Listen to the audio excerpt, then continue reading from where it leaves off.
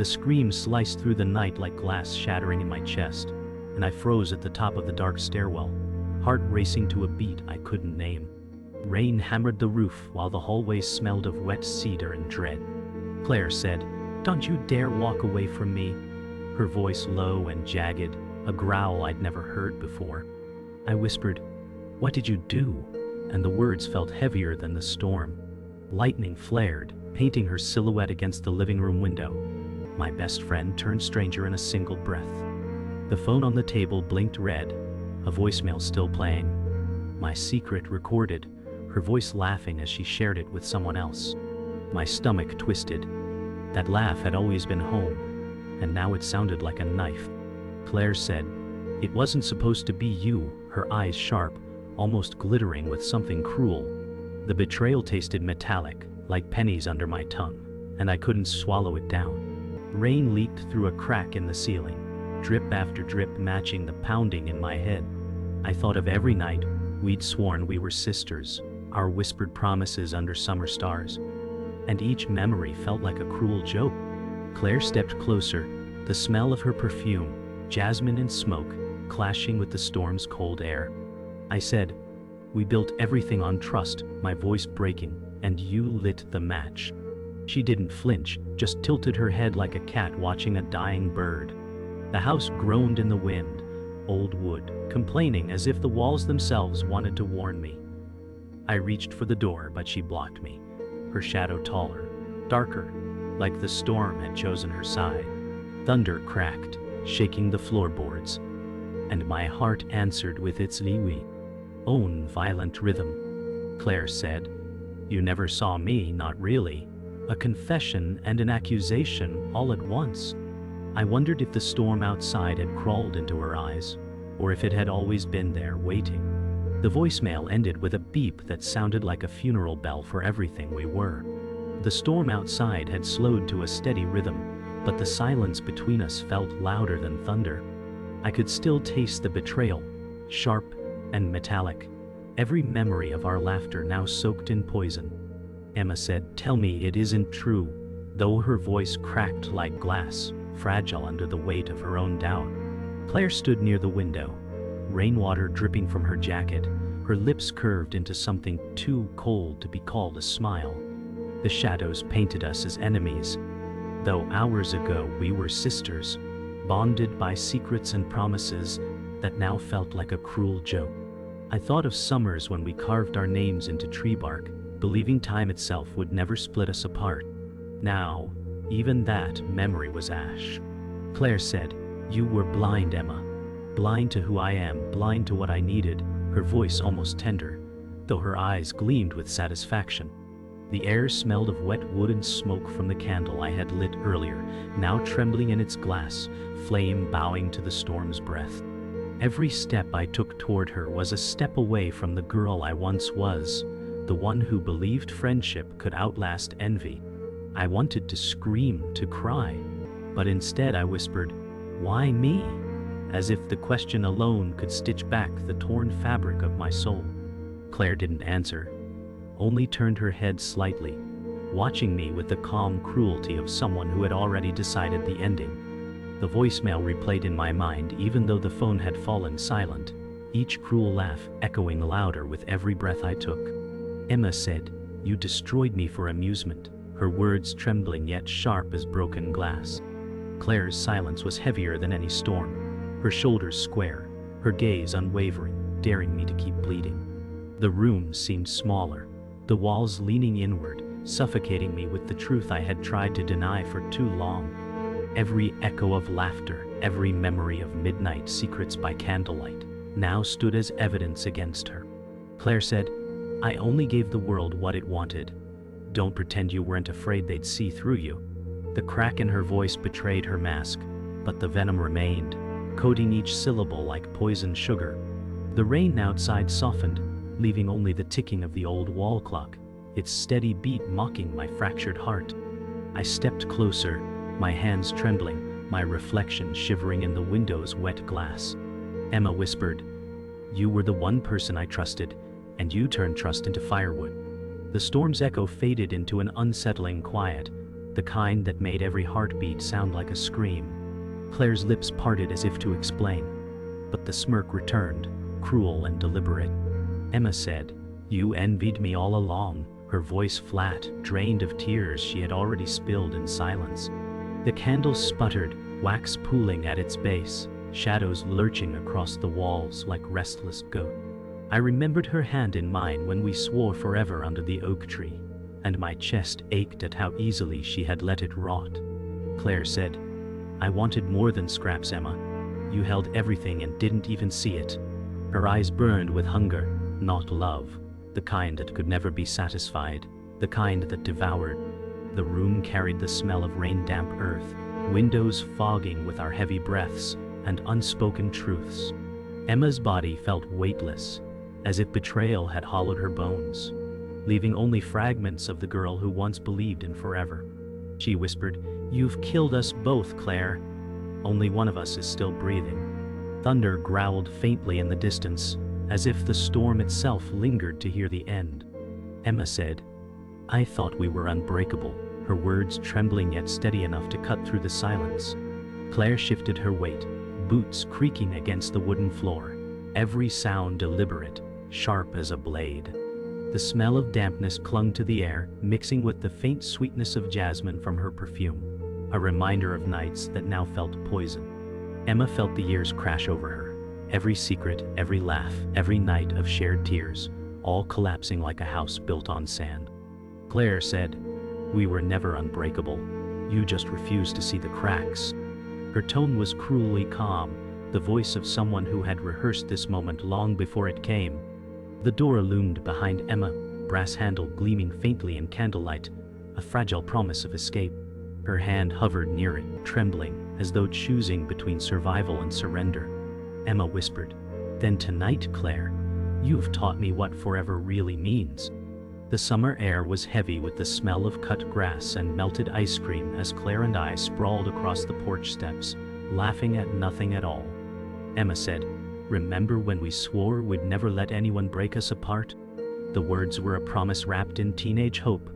Claire leaned her head back, auburn hair catching sunlight, and grinned.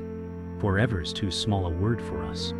The cicadas buzzed louder, like a choir keeping time with our laughter, while the street hummed with neighbors watering lawns. Luke wandered over with a baseball glove slung on his shoulder, shaking his head at us. "You two live in your own world." I smiled at him, but my gaze drifted back to Claire, who raised her soda can in a toast. She said, "To forever, to secrets, to us." Our cans clinked, tin against tin, a fragile shield against time.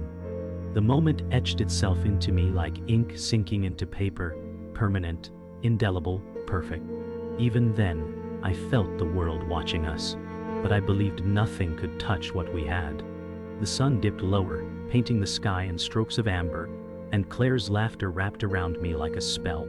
We lay on our backs in the grass, staring at constellations we half remembered, naming them with stories that only belonged to us. Emma whispered, "That one's ours. We'll call it the Sister's Star." Her finger traced an invisible map across the night sky. Claire laughed softly, her breath smelling faintly of peppermint gum. "Then no one else can claim it. It's ours forever." The crickets sang around us and the grass cooled our skin after the heat of the day. Luke leaned on the fence, shaking his head. "You two really believe in forever?" I nodded fiercely, gripping Claire's hand in the dark. "More than anything." She squeezed back, her grip strong, her eyes shining with a promise even the stars seemed to honor. Emma said, "If we're lost, we'll find this star and remember." The night wrapped us tight, its silence filled with faith. Even now I can still see her face under that starlight, glowing like truth itself. The kitchen smelled of cinnamon and burnt sugar as we made cookies that collapsed into misshapen lumps. Claire laughed so hard she dropped the tray, and the smoke alarm shrieked like an angry judge. Emma coughed through the haze, eyes watering. "We're terrible at this." Claire waved a spatula like a sword. "We're artists. Failure is our masterpiece." Luke stomped in with a towel over his nose. "Mom's gonna kill you both." We giggled uncontrollably, the sound of our laughter bouncing off the yellow walls. Emma said, "This is what forever feels like, sweet and a little burnt." Claire looked at me through the haze, her eyes glowing brighter than the fire alarm light. The cookies cooled into inedible rocks, but they were ours, our creation, our failure worth remembering. The kitchen filled with smoke and love, tangled together, impossible to separate. The fairground spun in lights and sound, the air sticky with sugar and grease. Claire pulled me onto the Ferris wheel, her hand warm in mine as we climbed higher. Emma said, "From up here, nothing can touch us." Her voice carried on the night air. Claire leaned her head against my shoulder, whispering, "Well, always have this view." The carnival music drifted, tinny and distant, while the wheel creaked under us. Luke shouted from below, waving, his laughter rising with ours. The lights painted Claire's face in shifting colors, red, blue, green, like she belonged to every world and none. Emma whispered, "Promise me forever." Claire pressed her forehead to mine. "Forever and beyond." The wheel stopped at the top, the night holding us in suspended eternity. The old oak tree stood tall, its bark carved with our initials, the scars deepening with every passing year. Emma traced the grooves with her fingertip, her voice soft. Proof that forever exists. Claire leaned against the trunk, auburn hair catching late summer light. Our story's etched in wood now. No storm can erase it. Luke leaned on his bike nearby, watching with a grin. "You two are ridiculous." We ignored him, caught in the sacred ritual of carving memory into matter. Emma said, "If the world forgets us, this tree won't." Claire pressed her palm flat against the bark, eyes closing as if in prayer. The cicadas sang louder, drowning the silence, while the sun dipped into twilight. The air was thick with promise, the kind that felt indestructible. We believed in forever then, with the unshakable certainty of youth.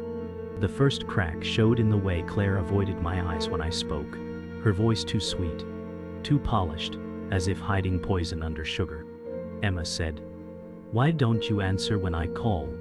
The words fell sharp, a blade disguised as a question. Claire shifted, auburn hair brushing her leather jacket, gaze fixed on the window instead of me. She said, "You're imagining things, Emma. I've just been busy." The excuse landed hollow, echoing through the room like a lie rehearsed too many times. Luke leaned against the kitchen doorway, brows drawn tight, silent but watchful. The kettle hissed on the stove, steam curling like secrets rising. Emma whispered, "We don't hide from each other. That's never been us." Claire smiled thinly, lips tight, eyes colder than the rain streaking down the glass. The silence between us was heavier than any scream, a silence that made the walls press inward. The phone buzzed on the counter, Claire's hand darting to silence it, too quick, too defensive. Emma said, "Who keeps calling you?" Her voice carried suspicion, sharpened by weeks of doubt. Claire forced a laugh, hollow as tin.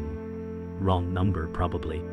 Luke's eyes flicked to mine, his silence louder than any warning.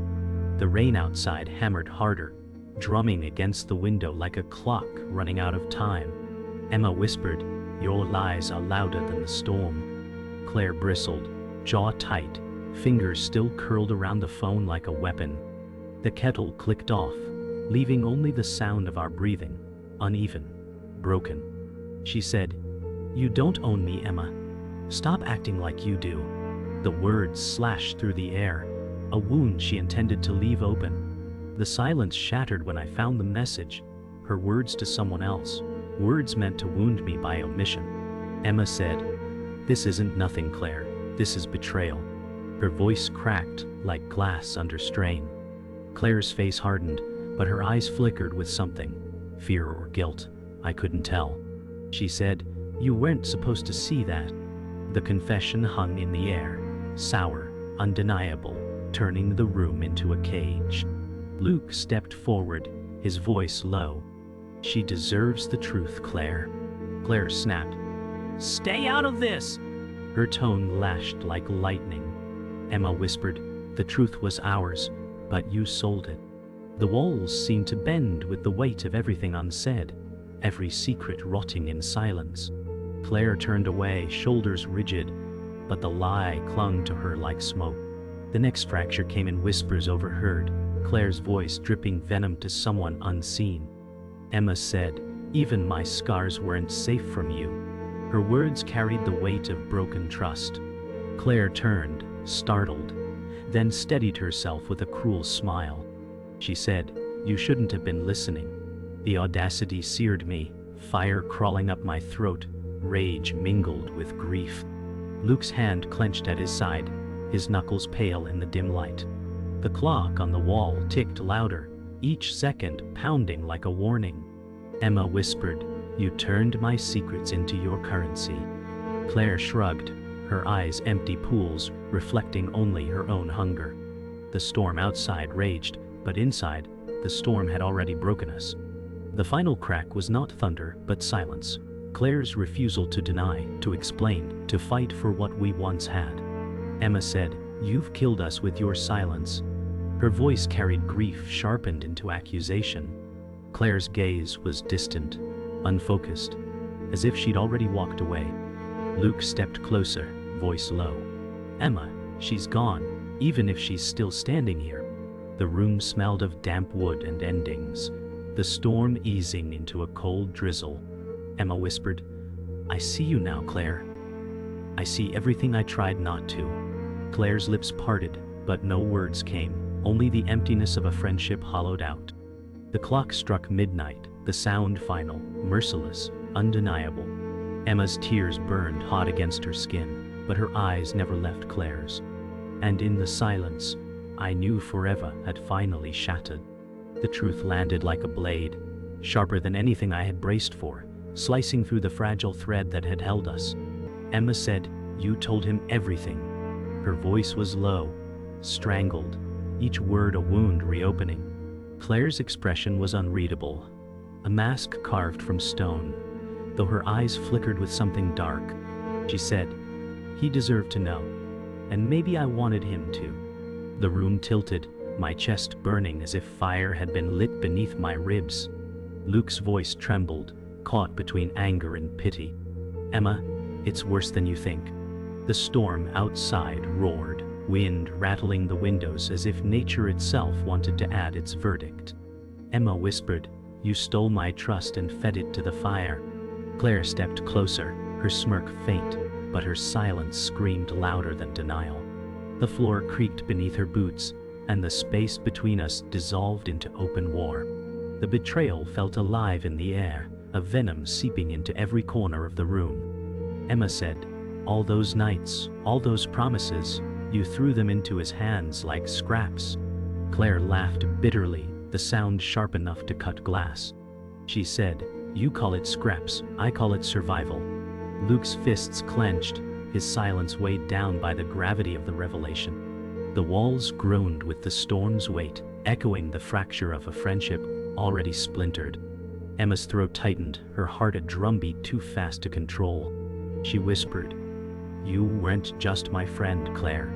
You were my blood." Claire's eyes narrowed, glinting like knives under lightning's flash. She said, "And blood washes away." The storm cracked open with thunder as if answering her cruelty, a drumbeat to my breaking heart. Emma said, "I trusted you with my life, and you turned it into currency." Claire's lips curved upward, cruel and triumphant. She said, "Maybe I was tired of standing in your shadow." Luke's gaze darted between us, a witness trapped between fire and ash. The air carried the taste of betrayal, sharp as metal, thick as smoke. Emma's voice hardened, the pain sharpened into rage. "You could have told me, instead you chose to knife me blind." Claire's laugh cracked, brittle and venomous. She said, "I never promised to be your savior." The lightning burst outside, painting her face with a brilliance too harsh to forgive. The silence that followed was jagged, too loud, every heartbeat echoing like a hammer in my ears. Emma whispered, "You were my family, Claire, more than family." Claire's expression faltered for the first time, a flicker of regret crossing her eyes before she buried it deep. She said, "You gave me everything, Emma, but I wanted more. Luke's shoulders sagged, the weight of both our losses pressing into him. The rain pounded harder, a relentless rhythm that drowned out breath. Emma stepped forward, her voice steady despite the quake inside. You wanted more than loyalty. You wanted to watch me bleed. Claire's silence agreed louder than words. The floor creaked, the storm surged, and the space between us became a battlefield. I felt the world shift, forever altered, impossible to return. The final twist unraveled not with shouting, but with a truth spoken soft enough to break me entirely. Claire said, "I loved what you had, Emma, and I couldn't stand not having it." The confession was quiet, but it roared inside my bones like fire. Emma whispered, "You didn't love it, you envied it, and envy kills." Luke stepped between us, his eyes filled with pity for us both, but his silence said he knew it was too late. The storm eased, fading into a cold drizzle, as if the world was exhausted by our war. Claire's shoulders slumped, the armor cracking, her hands trembling though her face stayed hard. Emma's tears came hot and unrelenting, but her gaze never wavered. She said, "And with those words you buried us." The room stilled, carrying the weight of an ending none of us wanted, but all of us felt. The storm had passed, but inside the house the tension was sharper than lightning. Emma said, "You cut me open, Claire, and left me bleeding in silence." Her voice cracked, rage and grief colliding. Claire's jaw tightened, her fists clenched at her sides as though holding in a confession. She said, "I did what I had to. I won't apologize for surviving." Luke's face twisted, torn between anger at Claire and fear for Emma. The floor creaked under the weight of unspoken words, each second stretching too long. Emma whispered, "Surviving doesn't mean killing everything sacred along the way." Claire's eyes flashed with defiance, though her lips trembled. The room felt smaller, suffocating, as if it were pulling us into its chest to hear every word. And still, no one moved, each of us frozen in the storm after the storm. The silence shattered when Emma's voice rose, no longer a whisper but thunder given flesh. Emma said, "You betrayed me because you couldn't bear to be small in my shadow." Claire's face twisted, a bitter laugh escaping. She said, "You think you're light? You've always been a cage." Luke stepped forward, raising his voice for the first time. "Enough, both of you." His words cracked the tension, but did not dissolve it. The lamp flickered, casting shadows that swayed like ghosts across the room. Emma's chest heaved, her anger hot enough to ignite. Claire leaned forward, eyes blazing. "You made me invisible, Emma. I only took back what was mine." The air throbbed with rage, both voices clashing like blades in the dark. Luke's hand hovered as if he could catch the violence spilling between us. The storm outside was gone, but thunder still lived in our voices. Emma said, "I gave you everything, my trust, my soul, and you sold it for envy." Claire's lips curled, a mixture of rage and guilt. She said, "I didn't sell it. I set it free." Luke's face paled as the words sliced through the room. Emma's eyes brimmed with tears, but her voice hardened like stone. "You killed what made us alive." Claire's shoulders stiffened, her breath quick, eyes wild with contradictions. Luke whispered, "Stop this before it breaks you both." His plea went unheard. The clock ticked louder, each second louder than the last, an executioner counting down. And still, neither of us looked away, trapped in the fire we built together. The confrontation reached its peak, voices crashing like waves that refused to stop. Emma shouted, "You were never my friend. You were my executioner." Claire fired back, "And you were my prison." Luke's voice broke, "You're tearing each other apart." The house groaned, every window trembling as if echoing our fury. Emma's tears blurred her vision, but her words came clear. "I loved you like family. That's why this kills me." Claire's eyes glistened, though her smirk returned, fragile at the edges. She whispered, "Maybe killing it was the only way to be free." The words carved deep, leaving silence that burned hotter than fire. The air reeked of endings, heavy and final. The climax fell not with a scream, but with exhaustion. Emma said, "There's nothing left to fight for." Her voice was soft, broken. Claire's face went still, expression unreadable. She said, "Then maybe we were already dead." Luke exhaled, shoulders slumping, defeat sinking into his frame. The rain outside had stopped, replaced by a hollow quiet. Emma's hand dropped from her chest, her eyes fixed on Claire as if memorizing her ruin. Claire looked back, eyes gleaming, but no warmth survived there. The silence was a tomb, sealing the end of everything we once believed, eternal. And in that silence, forever finally burned out. The night after the storm felt hollow, the house reeking of silence heavier than smoke. Emma said, "It's over, Claire. There's no mending ashes." Her voice was tired, stripped of fire. Claire leaned against the window frame, auburn hair catching faint streetlight, her face unreadable. She said, "Maybe ashes are all I ever wanted." Luke sat slumped on the couch, head in hands, caught between grief and relief. The clock ticked on, a cruel reminder that life refused to pause for heartbreak. Emma whispered, "We buried something holy, and we did it with our own hands." Claire's eyes glinted, but no tears fell. The air smelled of damp wood, the storm's memory clinging to the walls. For the first time, Emma didn't reach for her, and that distance felt eternal. Morning crept in pale and unforgiving, sunlight cutting across broken silence like a scalpel. Emma sat at the table, eyes raw, clutching a cold cup of coffee. She said, "How do you walk away from half your life?" Her voice trembled like glass. Claire stood behind her, arms folded, silent, her shadow stretching across Emma's back. Luke paced, his boots scuffing the worn floorboards. "You don't walk away, you survive it." The smell of stale coffee mixed with rain still seeping in through the cracks. Emma whispered, "Surviving feels worse than dying." Claire's lips parted but no sound came, the silence screaming her truth. The air pressed heavy, an invisible weight none of us could lift. The morning light refused to soften, cruel in its clarity. The witness of our ruin was the oak tree, its bark carved with our promises, now mocking us. Emma traced the initials, her hand trembling. "We swore forever." Claire stood beside her, eyes on the scarred bark. "Forever rots just like wood." Luke leaned against his bike, watching with silent grief. The cicadas screamed louder than our words, drowning every fragile attempt at peace. Emma whispered, "We killed the best of us here." Claire turned, her auburn hair catching sunlight, face hardening into steel. She said, "No, Emma, you killed it by pretending love was enough." The tree loomed, ancient and indifferent, keeper of our ghosts.